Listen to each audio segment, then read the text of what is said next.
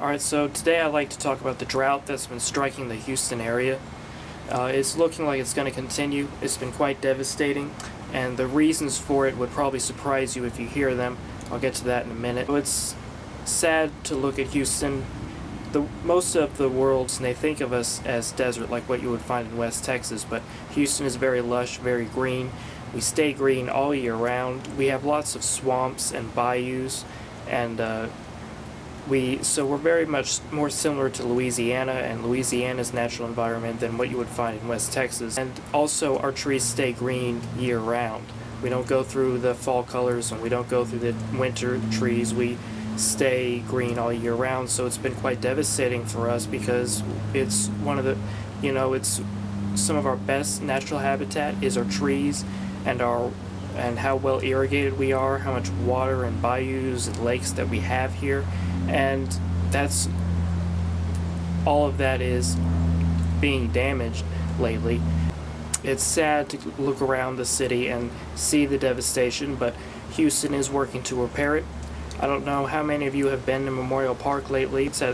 If you go to the tennis courts at Memorial Park, we've lost so many trees that you can see to I-10 from the tennis courts, and you can also hear I-10 from the tennis courts, and it's very sad to see.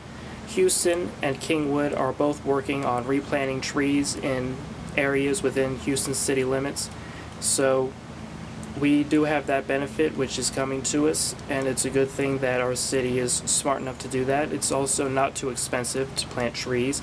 Volunteers do it and they bring their own shovels, and the trees do not cost very much at all. So it's good to see that we are improving things here in Houston and that we're not letting the drought destroy us. Lake Houston for a long time was beneath the water level. Now, recently, because of some of the rain we've got here at the beginning of 2012, those reservoirs have filled back up and our water supply is doing better, but we're still dealing with a heavy loss of trees.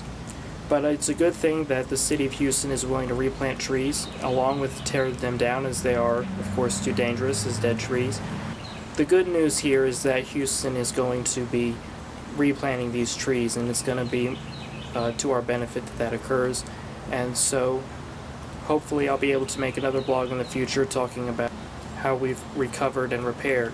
But I'd like to make a note. I don't know how you feel on global warming, but I'd like us Houstonians to know the reason that we've had this drought, and that is because of the water temperatures in the eastern Pacific Ocean are causing El Nino, and they are causing the rain to go north of southeast Texas. However, the reason for it is that the East Pacific Ocean is cooling. So in an era when everybody's talking about global warming, the Houston drought is being caused by cooling waters.